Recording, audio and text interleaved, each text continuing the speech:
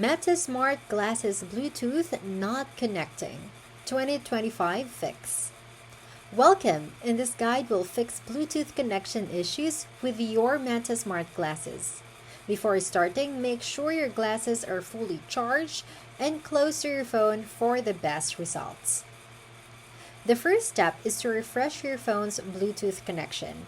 Go to your phone settings, tap Bluetooth and toggle it off, then on again. This clears temporary connection errors and prepares your phone for a clean reconnection. Next, perform a soft reset on your Meta Smart Glasses. Press and hold the power button for about 10 seconds until the LED indicator blinks. This restart clears minor software glitches without erasing your data. Now, reopen the MetaView app on your phone. Find your device under Available Devices and tap Connect.